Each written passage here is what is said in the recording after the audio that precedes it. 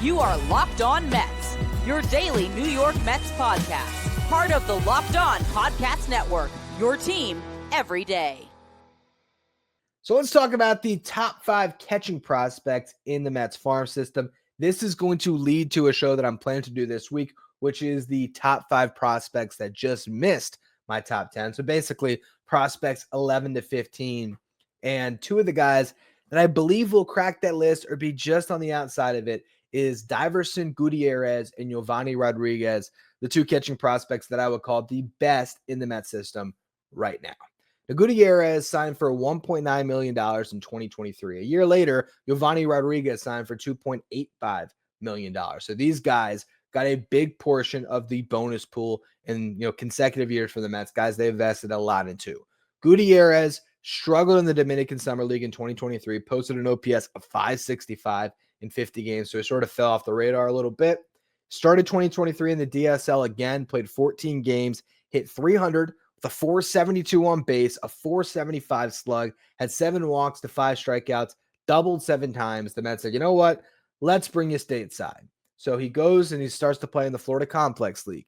In 15 games, Gutierrez hit 317 with a 463 on base, a 537 slug, exactly a 1,000 OPS, 2 home runs, 3 doubles, 9 walks to 4 strikeouts. They moved them up again to St. Lucie. And in 8 games, he did get blown up a bit. He struck out 9 times, did not walk, went 3 for 27.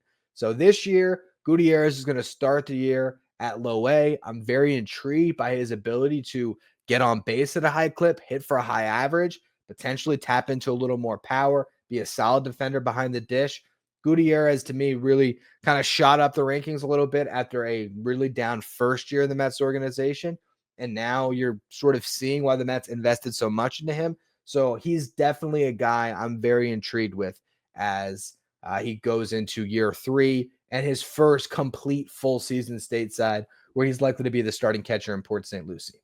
Now, Yovanny Rodriguez was the big ticket guy the Mets signed last year. He posted better DSL numbers than Gutierrez.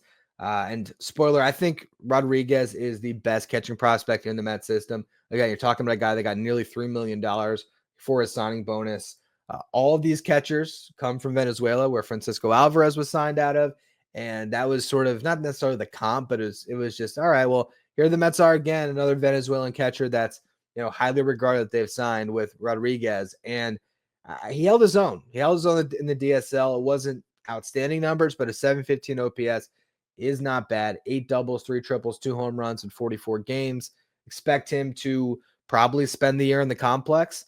And I think, we'll really get a good taste of what he can bring to the table this year. It's obviously still going to be a long, long time before you see Yovanny Rodriguez up in the big leagues, but he is a guy that has a ton of potential. That's what the signing bonus suggests. And again, the fact that he didn't get blown up when he was he 17 years old last year in the Dominican Summer League? I'll check this real quick to make sure. 17. He turned 18 in November. So a teenager, obviously there's a lot of teenagers in that league, but I'm very intrigued by what he brings to the table this year as he likely ends up in the complex or at the complex. Let's talk about Christopher Suero. And I've seen some outlets that might have him as the top catching prospect in this system, and I'm not mad at that. He's 21 years old. The Mets signed him in 2022. He impressed in 2023 at the complex, posting an 891 OPS in 22 games. Last year, he started off in Port St. Lucie, hit 265, got on base at a 390 clip, 434 slug, had an 824 OPS. This is a very athletic catcher. He has plenty of speed. They've actually played him in left field a little bit as well as first base. So he's cultivating some versatility. We've seen some catchers in the big leagues that do give you a little bit of everything when it comes to that, like not Lane Thomas. The Guardians guy. I'm blanking here. Jeez. David Fry, man. David Fry, though, we saw last year, catch some, play some outfield. So it's good when you see a catcher that is developing in that way and plenty of speed. This is a guy that stole 20 bases last year. Now, what I like about the stolen base department for Suero, he was 5 out of 10 in Port St. Lucie. So that's not necessarily, great when it comes to stealing bases. But then as he got promoted and came out to Brooklyn, he actually stole 15 bases on 21 attempts. So that's showing some improvement there. All of a sudden, you're talking about a guy that might be able to routinely steal 20 bases a year. That's not bad. He didn't hit great in Brooklyn, only a 228 average, but he got on base at a 353 clip, only slugged a 350 clip. It's a 703 OPS. When you're looking at a guy that has good plate discipline, the potential with a hit tool that can still evolve, and the ability to be really athletic behind the dish and also bring some of that athleticism to other positions and on the base pass, that's kind of an intriguing guy to be a backup catcher in the future. So Christopher Suero, definitely a name to watch this year. Expect him to maybe continue in Brooklyn for a little bit longer, but could quickly end up in Double-A. And we'll see where he goes from there. Definitely a name to watch. Another guy to talk about, Ronald Hernandez. Now, he came over to the Mets in the David Robertson trade. It was Ronald Hernandez and Marco Vargas that were two, players that were playing in the Florida Complex League for the Marlins. Came over to the Mets, guys that were getting on base at an incredible clip, known for their plate discipline. We saw more of that from Hernandez this past year. Got on base a 362 clip, hit 271, only slugged at a 359 clip. So putting it all together, it was a 721 OPS. He is regarded for his leadership behind the plate, his game calling, his receiving. He continues to improve and seems to be like a pretty solid defensive catcher to build off of, eventually becoming maybe a backup catcher in the big leagues. He got a late season promotion to Brooklyn and really struggled. He got blown up, 16 strikeouts and 36 at bats. That's pretty brutal. A 508 OPS, but that was 10 games. So this year, imagine again, you'll see Hernandez and Suero sort of splitting time in Brooklyn. At some point, Suero, if he plays well, will get a promotion to Double-A, and that'll give the keys a little more Hernandez to be the primary catcher in Brooklyn, where he might spend most of the season. But he's definitely one of the catching prospects that you want to keep an eye on. I don't see necessarily either Suero or Hernandez being a starting catcher in the big leagues, but you never know what can happen. That's where I look at Yovanny Rodriguez and I say, okay, he's the top catching prospect in the system. Same thing for Daiverson Gutierrez, guys that maybe have that ability to ascend a little bit further, potentially have the helium to shoot up prospect lists at some point with a big season. These other guys, they're good, but I don't know how high of a ceiling they can get to. Last guy to talk about in the top 5 catching prospects in the Mets system is a guy that anyone who has listened to this show knows I do not value much as a prospect anymore. That is Kevin Parada. Kevin Parada, every single year, his offensive numbers have gotten worse. 114 games played last year in Double-A, 13 home runs, a 653 OPS, struck out 34% of the time, has never been regarded for the glove. Just a first-round pick that feels wasted at this point. You hate to say it, but it's just been brutal, honestly. It seems like he gets worse year over year. Now, granted, there was a story written at the beginning of spring talking about Kevin Parada as a best shape in my life guy. There's always those guys that show up to camp, and it's all the talk is, man, look at Parada. He lost some weight. He looks good. He cut out the salted caramel ice cream that apparently was a go-to snack for him and allowed the sweets and sugar. So we'll see, but getting more athletic, that could help him as a catcher. Is that going to help him when it comes to chasing out of the zone all the time? Is that going to really improve? We'll see. We'll see what happens with Parada. We'll see where they start him. I mean, you can make the case to put him in Syracuse just based on his age and trying to continue his development, but he didn't really earn that promotion. So maybe you put him back in Binghamton to start the year. I'm not even really sure what the Mets plan to do with Parada. I hope that he can have a really nice season this year and the Mets can get a team to bite on him at the deadline as a throw-in and a trade. Because I can't envision Parada being Francisco Alvarez's backup in 2026. I mean, that's what your hope would be in Kevin Parada. Your ideal outcome is that he returns to being the hitter that he was in college, and he proves that he could be a not plus, but a plus bat.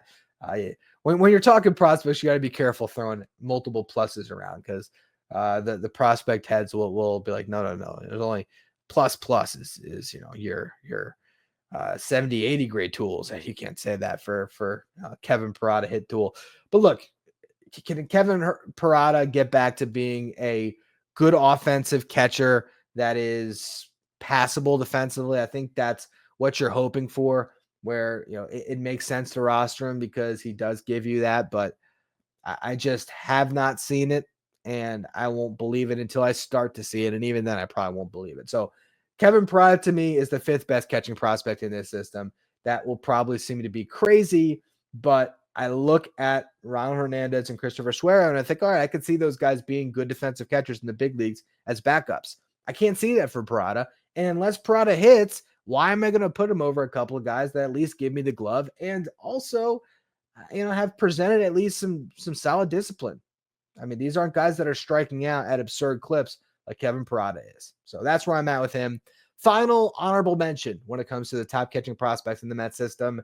Hayden Senger is a guy that might end up on a big league roster at some point just because he is so damn good with the glove. He is an elite defensive catcher, not a great hitter, but he has stayed in this system and gotten invites to big league camp because of his ability to be a strong defender behind the plate. And if nothing else, that's going to keep him employed for a long time in the game because he's the type of guy that might end up being a bullpen catcher one day and having a very long career where he's squatting down in his 40s like David Raccanello and Eric Langeal.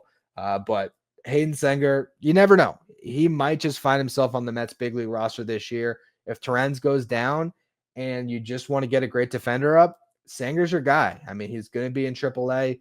He's not necessarily considered a prospect at this point. I mean, he was a 24th round pick in 2018. He's played over 400 games in that system, but he's a great catcher. And when it comes to catching prospects, that's the part that matters. I mean, look around the league. How many guys are really plus bats at the catcher position? Maybe 10 at most. Maybe it's 15.